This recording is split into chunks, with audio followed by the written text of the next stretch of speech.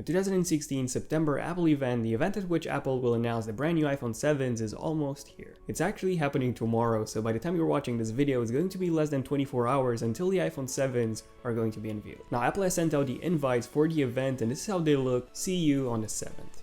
So yeah, the iPhone 7's unveil event on September the 7th. And yes, the new iPhones are going to be the highlight of this event. However, the new iPhones is not the only thing that Apple is going to announce tomorrow. So hey everyone, and welcome to the Zen of Tech. I'm Daniel. And yeah, as always, here's everything that we're expecting to see tomorrow at the 2016 September Apple event. Enjoy.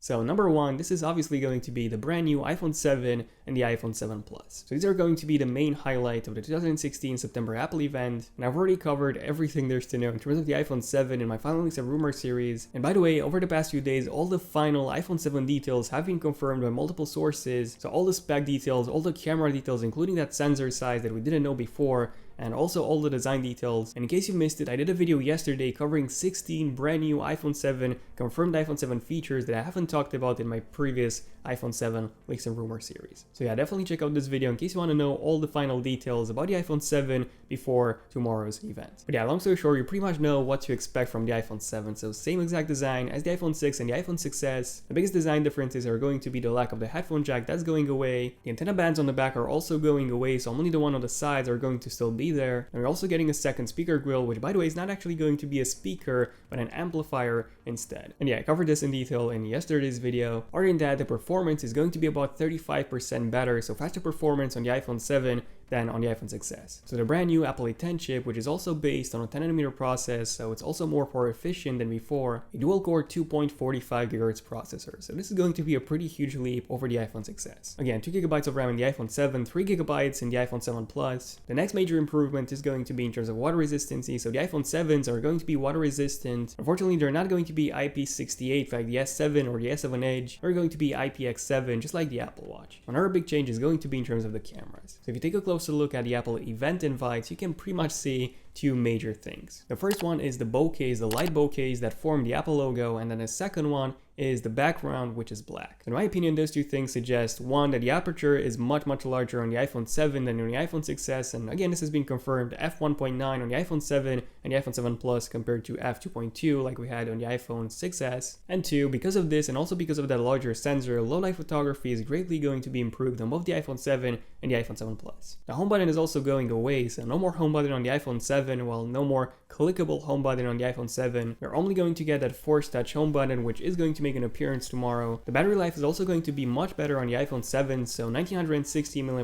battery on the iPhone 7 and 2910 on the iPhone 7 Plus. This combined with the efficiency of the Apple A10 chip, which again is a 10nm process, so the die size is smaller and the processor is much more power efficient. Overall, the battery life is going to be a really welcome improvement over the iPhone 6s. I'm not going to go in any more detail because I've pretty much covered everything in terms of the iPhone 7 in my previous videos. But yeah, the big question, when is this thing going to be released? So the unveil event is tomorrow, September the 7th, and according to some sources, the pre-orders will start 2 days after, so on September the 9th. And then the iPhones will ship a week later on September the 16th. Now take a look at this leaked AT&T inventory image, and according to this, September the 9th and September the 23rd are the dates when the merchandise is going to reset. So this again confirms September the 9th as being the pre-order date, and the launch date in the end might be September 16th or September the 23rd. And yeah, the majority of the event is going to be focused on the iPhone 7, pretty much on how the iPhone 7 won't come with a headphone jack and why having no headphone jack is much better than having a headphone jack. Apple will try really hard to convince you that. Apple's also going to promote their new headphones, so the new Apple AirPods are going to be unveiled tomorrow as well at the event. They're also going to talk about how low-light photography has been greatly improved on the iPhone 7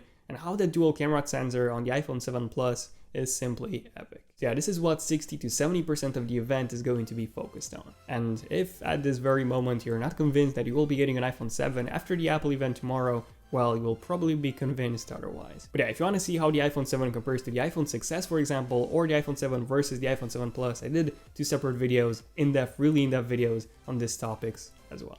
Moving on to number 2, the second big announcement is going to be this thing. Not the Apple Watch 1, but the Apple Watch 2. The Apple Watch 2 is coming tomorrow. So if you go to Apple's website, almost all Apple Watch models are now out of stock, and even some Apple Watch bands, all of which point to an imminent update. And by the way, an update for the Apple Watch has been long overdue. The first generation Apple Watch, this one, was unveiled in September 2014 alongside the iPhone 6, so that was actually, 2 years ago. Really long time ago. However, the Apple Watch 1 was only released in April 2015. In terms of the second generation Apple Watch, the Apple Watch 2, again, I also did a really in-depth video on this as well. Apple Watch 2, my final leaks and rumors video. So in case you want to know everything there's to know in terms of the Apple Watch 2, the video is linked here. Again, I'm linking all these videos because they're really long and in-depth.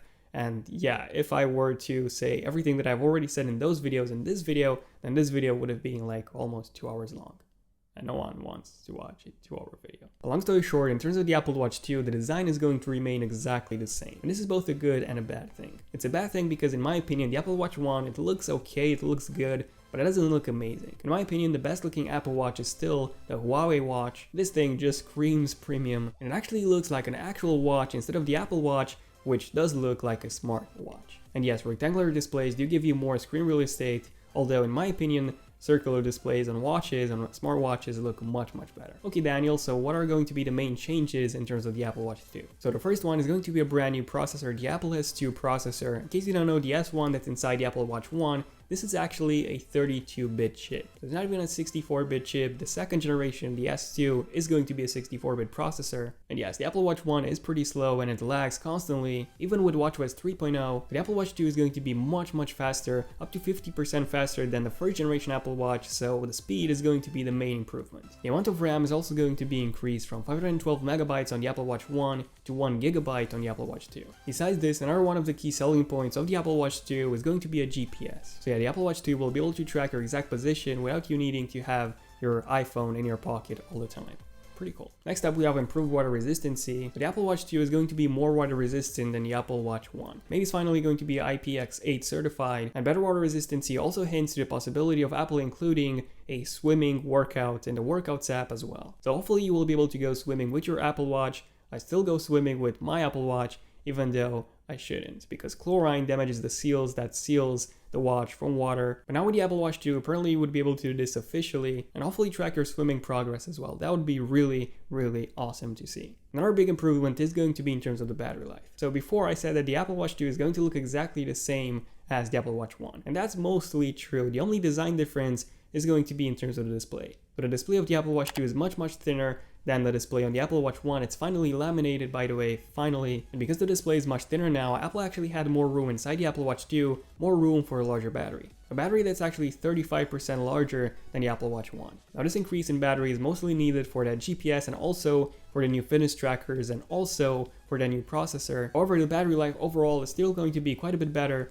than on the Apple Watch 1. With my first generation Apple Watch, I can go through 1.5 days of usage, so with the Apple Watch 2, maybe this will be bumped to 2 days. The Apple Watch 2 is also going to come with some brand new sensors. The first one is going to be a barometer. So for example, if you decide to climb a hill or a mountain, the Apple Watch 2 will actually know the height of your climb. The iPhone 6s already comes with a barometer, by the way. And then a second sensor is supposedly going to be an oxygen level meter. I also covered this in my Apple Watch 2 Final Leaks and Rumors video. The Apple Watch 1 does come with an oxygen level meter, however, for some reason it's disabled. Apparently it didn't get the FCC approval in time. And the Apple Watch 2 is supposedly going to have it activated this time, and hopefully the Apple Watch 1 will get an update to activate it as well. New materials such as titanium have been said to come, so titanium would be more expensive than the Apple Watch, the stainless steel edition. However, I don't see this coming, honestly, just because, well, the Apple Watch Sport, the cheapest one, is the most popular option. In my Final Leaks and Rumors episode, I also talked about iPhone independency. Unfortunately, this won't be coming with the Apple Watch 2, only with the next Apple Watch next year, so it basically won't have an LTE modem inside, so you will still need your iPhone for everything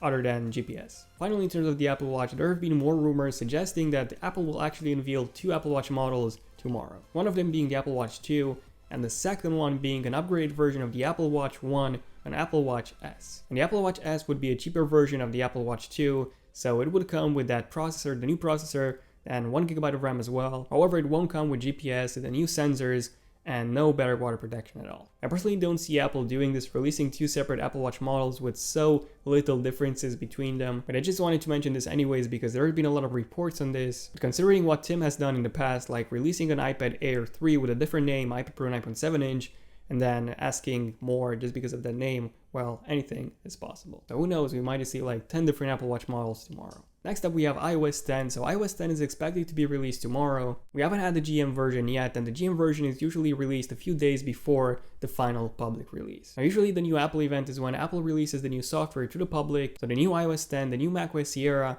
and the new watchOS 3, but again, we haven't had the GM version yet, so most likely Apple is going to release the GM tomorrow, and then the final version to the public around the 20th of September. Number 4, let's talk about something that we haven't talked about in a really long time, the iPods. So unfortunately, the iPods are pretty much dead. If you go on Apple's website, you can see that the iPod menu has actually been removed completely. You can only find it now on the bottom of the page, so yeah. I personally do not see any iPod updates tomorrow at all. The iPod Nano was last updated in 2012, so yeah, 4 years ago. The iPod Classic was actually removed completely, so Apple stopped selling the iPod Classic. And then the iPod Shuffle was last updated in 2010, so 6 years ago. Now the iPod Touch, however, is the only iPod that seems to be still alive. Apple actually updated the iPod Touch with the 6th generation iPod Touch last year. It still featured the same design as the iPod Touch 5th generation, only with the Apple A8 processor this time instead of the Apple A5, and 1GB instead of 512MB of RAM. It also came with an iPhone 5S camera on the back, and that was pretty much it. When and if the iPod Touch is going to be updated, it's going to be with a brand new design, so that's most likely going to happen next year with the iPhone 8, that's also going to come with a brand new, completely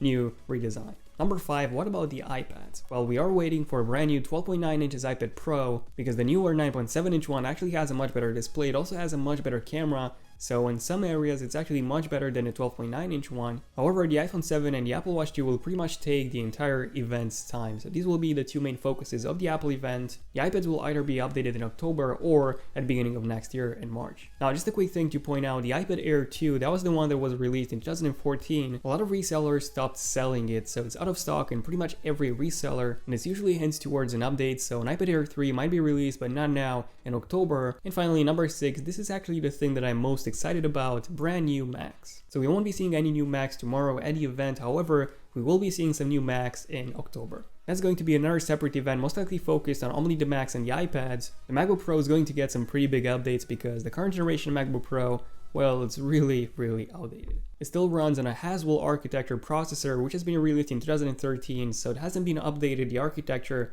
since 2013, so yeah.